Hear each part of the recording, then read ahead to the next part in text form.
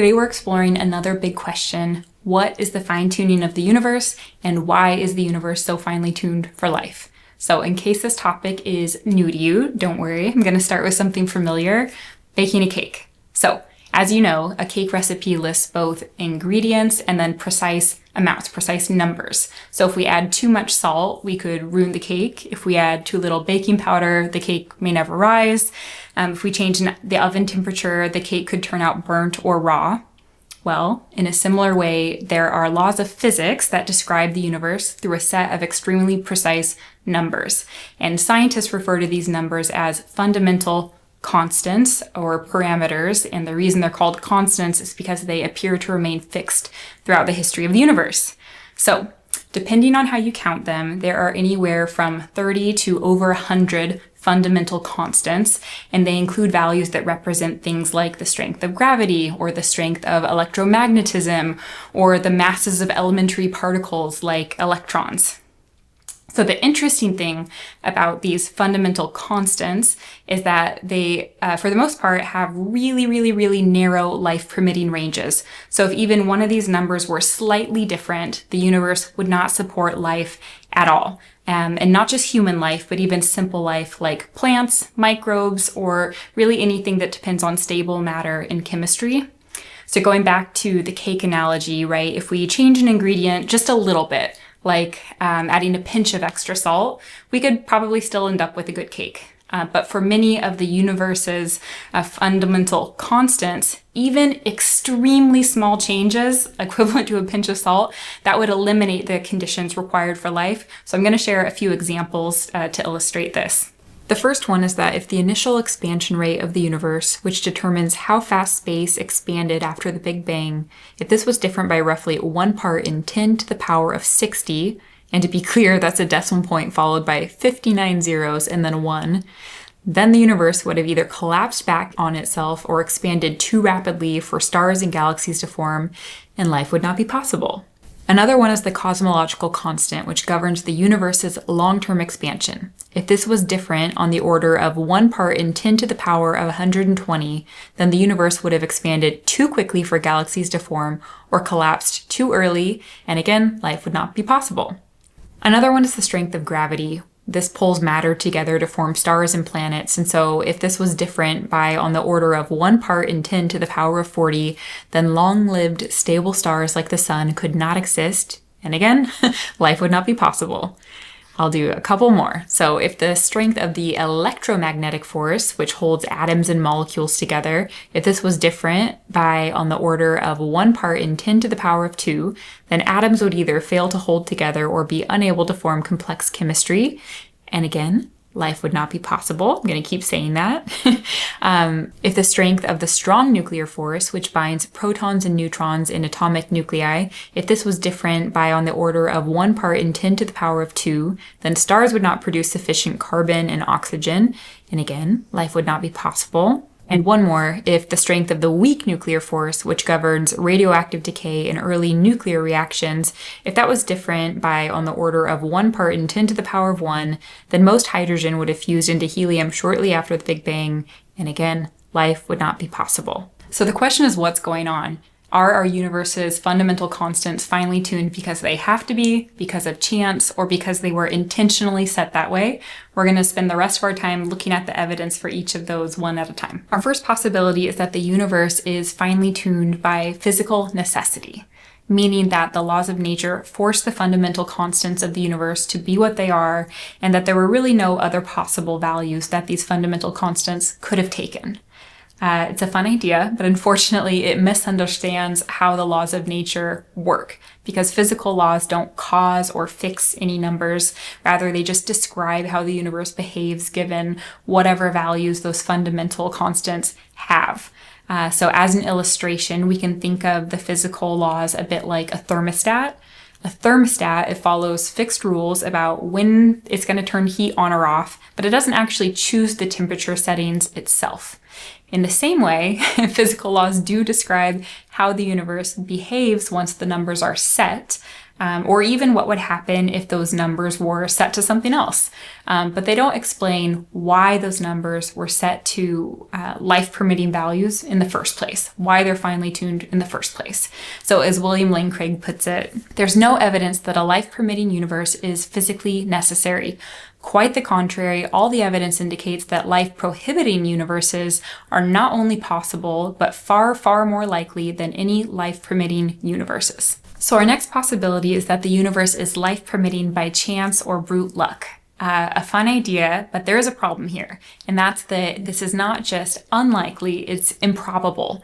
Not all unlikely events are the same. There's a big difference between events that are low probability and extreme improbability. And when improbabilities are as extreme as they are in fine-tuning, we reasonably look for another explanation. For example, if we flip a coin and it lands heads 10 times in a row, even though that outcome is unlikely, we still accept chance as reasonable. But if that coin, we flip it 1,000,000 times in a row and it lands heads every time, we'd be right to suspect that something other than chance is going on. We'd be reasonable anyway. And that's the position we're in with the universe. It's not just a low probability, but an extreme improbability that the universe would have these life-permitting conditions. And so, at this point, people who appeal to chance commonly offer two arguments in response. And the first is the anthropic principle, and the second is the multiverse. So the anthropic principle is the idea that we should only expect to observe conditions compatible with our existence. So we shouldn't be surprised to find ourselves in a life-permitting universe, because if the universe were not life-permitting, we wouldn't be here to observe it, right? That seems very fair, and it's absolutely true, because if the universe were not life-permitting, we wouldn't be here to observe it. However, that still doesn't tell us why the universe is life-permitting. It's just repeating that it is. John Leslie illustrated this problem with what's often called the firing squad story. So he says, imagine you're facing a firing squad with 50 trained sharpshooters, and they all take aim and fire, but every single one of them misses.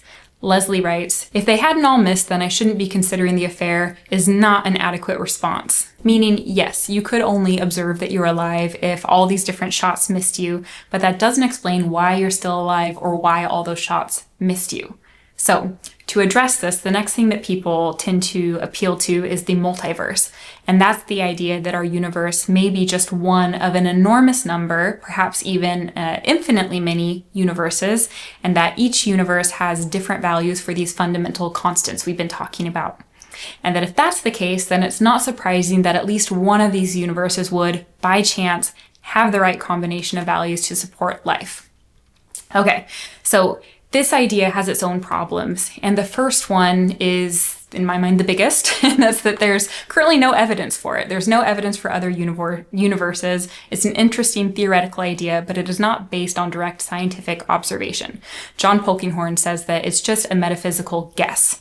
So with that in mind, even if there were an infinite number of universes, one, it still wouldn't explain where those universes came from in the first place, and two, each individual universe would still be overwhelmingly unlikely to permit life. So having many universes, it doesn't change the probability for any particular universe. So going back to that coin flip analogy again, no matter how many flips occur, the chance of heads on any single flip is still 50-50. So in the same way, a universe doesn't become more likely to be life-permitting just because many other universes exist. Our existence would still be the result of an extraordinarily improbable outcome. William Lane Craig, he calls the multiverse theory a backhanded compliment to design because it acknowledges just how extremely improbable the fine-tuning of the universe is based on chance alone, while trying to avoid the conclusion of design by appealing to an unobservable explanation. Paul Davies echoes this idea too. He writes that indeed invoking an infinity of unseen universes to explain the unusual features of the one we do see is just as ad hoc as invoking an unseen creator. The multiverse theory may be dressed up in scientific language, but in essence it requires the same leap of faith. At the same time, the multiverse theory also explains too much.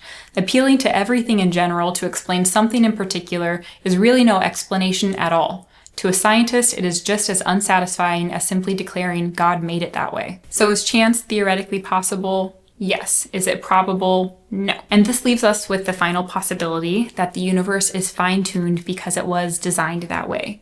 That an intelligent cause deliberately chose parameters that allowed life to exist. And that intelligent cause, of course, is what we call God. Okay, so I'll talk about this more next week, but this doesn't need to be a God of the gaps issue. We're not saying that we don't know this happened and so we're going to attribute it to God.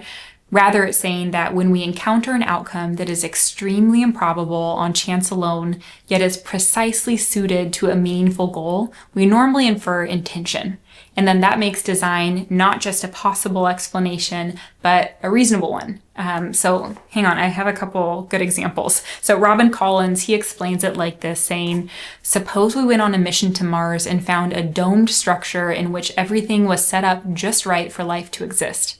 The temperature, for example, was set to around 70 degrees Fahrenheit and the humidity was 50 degrees. Moreover, there was an oxygen recycling system, an energy gathering system, and a whole system for the production of food.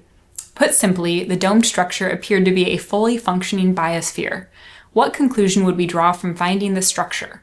Would we draw the conclusion that it just happened to form by chance? Certainly not. Instead, we would unanimously conclude that it was designed by some intelligent being. Why would we draw this conclusion? Because an intelligent designer appears to be the only plausible explanation for the existence of the structure.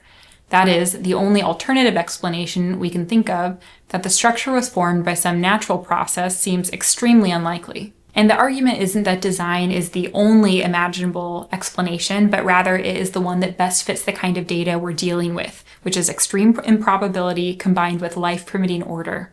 And, maybe this is what Jesus meant when he said that even if his disciples, even if his followers kept quiet, the stones would still cry out. Or what Paul meant when he wrote, for since the creation of the world, God's invisible qualities, his eternal power and divine nature have been clearly seen, being understood from what has been made, so that people are without excuse. Okay, that's all I've got this week. So in the comments, if you're up for it, I would love to hear which explanation for fine-tuning you find most compelling right now, necessity, chance, or design, and then what reasons are pulling you in that direction. And I'm also curious, how do you find yourself reacting to how fragile the conditions for life are?